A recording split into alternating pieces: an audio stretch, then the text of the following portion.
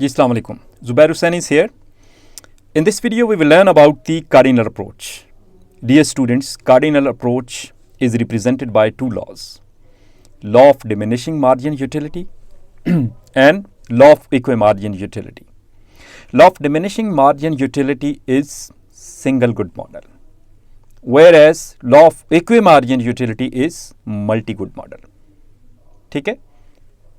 So हम in these two laws, right, we will find the consumer optimum consumption.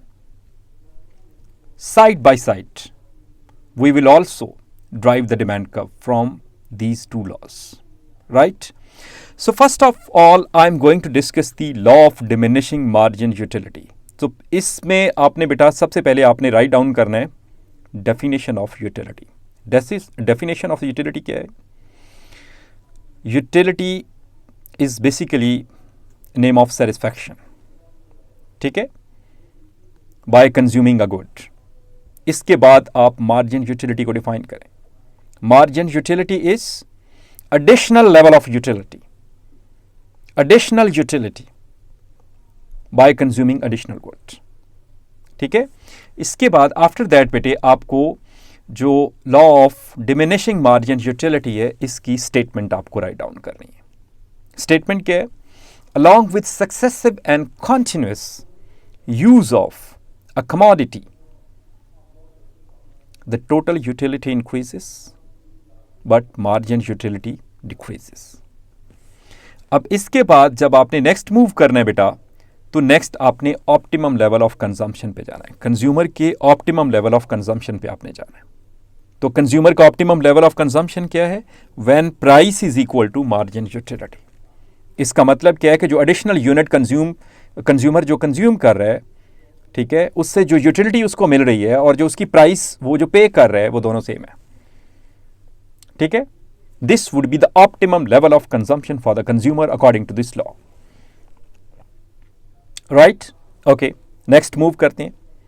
If the price would be lower than the margin utility the consumer will increase the consumption. ठीक है? अब ये सब write down करने के बाद हम डेरिवेशन ऑफ डिमांड कर्व की तरफ जाते हैं. तो डेरिवेशन ऑफ डिमांड कर्व पे जब आप मूव करेंगे माय डियर स्टूडेंट्स, ठीक है, तो suppose the initial price of the oranges मैं ले रहा हूं स्टूडेंट्स ऑन वाई एक्सिस और एक्स एक्सिस पे क्वांटिटी डिमांड ले रहा हूं. ठीक है जी? तो the initial price of oranges is $2. तो $2 प्राइस पे बेटे ऑरेंज जो the 4 units of orange consumer consume कर रहा है, इसको पॉइंट ए का नाम दे दो. My dear students, now what happened? अब क्या हुआ बेटा? ऑरेंज की प्राइस डिक्रीज हो चुकी है. डिक्रीज होने की वजह से consumers initial utility maximising equilibrium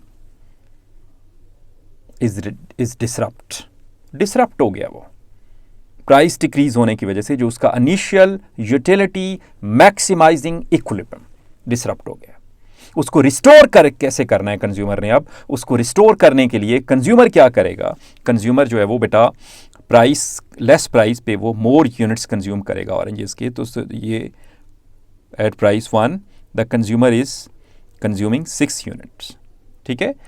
तो नाउ बोथ पॉइंट ए और बी को जब आप ज्वाइन करेंगे you will get demand curve that is negatively sloped.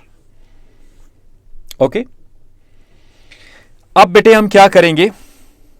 अब हम सेकेंड लॉ पे जाएंगे. सेकेंड लॉ क्या है? Law of equimarginal utility. ठीक है जी? लॉ ऑफ इक्विमार्जिन यूटिलिटी की आप स्टेटमेंट लिखेंगे. स्टेटमेंट क्या है? The consumer is in equilibrium when he spend his fixed income on different goods with given prices in such a way that the margin utility of last unit of money spent on each good is equal. Again, the margin utility of last unit of money spent on each good is equal.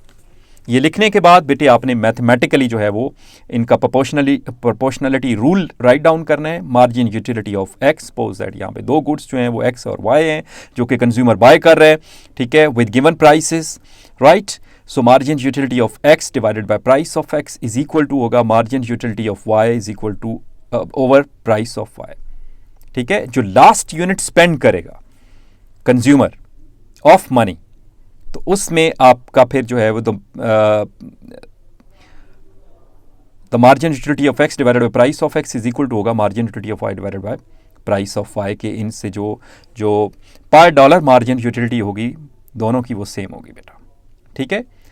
अब बेटे मैं क्या करने जा रहा हूं, derivation of the demand curve through law of equi margin utility, ठीक है। इसकी डेरिवेशन पे जाने से पहले बेटे आपको कुछ चीज़ों को अपने माइंड में रखना होगा। ये स्टेटमेंट आपको याद करना होगी, ठीक है। ये स्टेटमेंट क्या है बेटा, with a certain given income for money expenditure, with a certain given income for money expenditure the consumer would have certain margin utility of money in general. ये स्टेटमेंट आपको पता होना चाहिए, ठीक है। With a certain given income for money expenditure, the consumer would have a certain margin utility of money in general, ठीक है।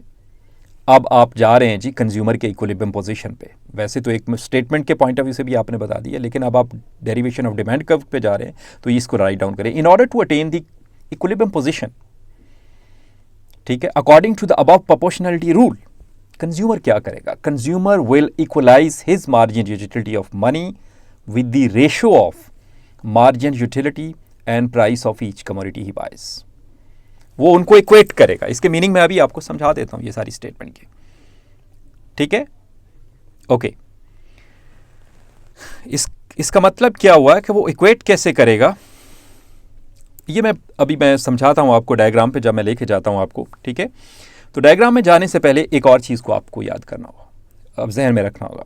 What is that my dear students, इस लॉ में हमने ये अज्यूम किया है कि मार्जिन यूटिलिटी ऑफ मनी जो है वो कांस्टेंट रहती है, लेकिन ठीक है गुड एक्स की प्राइस जो है वो मैं यहां पे गुड एक्स ले रहा हूं, ठीक है, और गुड वाई ले रहा हूं, ठीक है, टू गुड्स ले रहा हूं, derivation of the demand curve, for the derivation of the demand curve.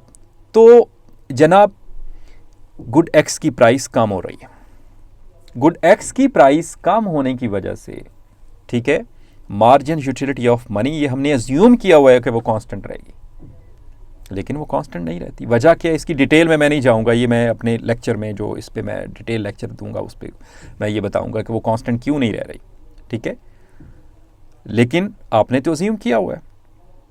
तो अब करना क्या है, what you have to do, what the consumer will do. So अब बेटे जो आपने इक्वलाइज किया हुआ था, ठीक है, किसको इक्वलाइज किया हुआ था, मार्जिन यूटिलिटी ऑफ मनी को आपने इक्वलाइज करना था मार्जिनल यूटिलिटी ऑफ एक्स, जिसकी प्राइस जो है वो जो गुड एक्स है ओवर प्राइस ऑफ एक्स, ठीक है। ये जो इक्वलाइज करता है कंज्यूमर, अब ये चीज़ जो है ये डिसरप्ट हो जाएगी, ठीक है।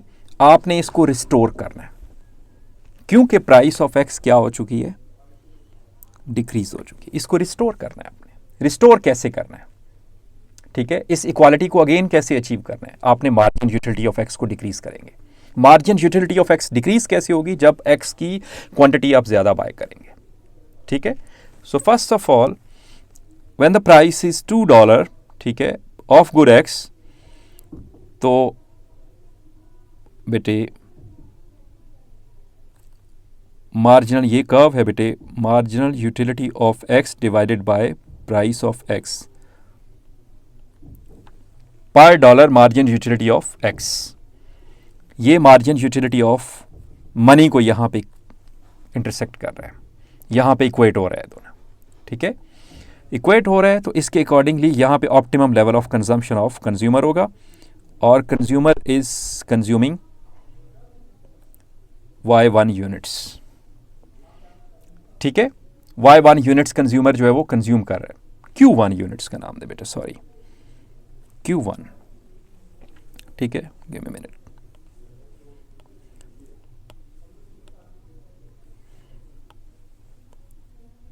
Q1, right? Okay. Now the price of good X has decreased.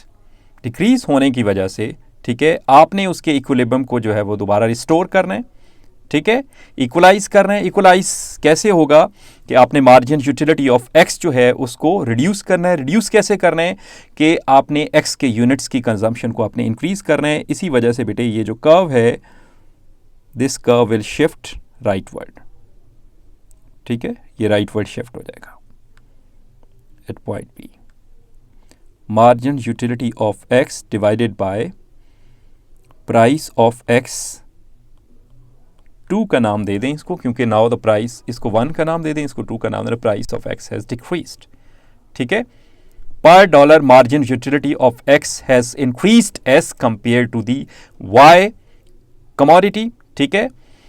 तो अब आपने जो है वो मार्जिन यूटिलिटी ऑफ एक्स को डिक्रीज करना है, उसको इक्वलाइज करने के लिए, ठीक है। वो कैसे करेंगे, उसके मोर यूनिट्स वो कंज्यूम करेगा कंज्यूमर, ठीक है।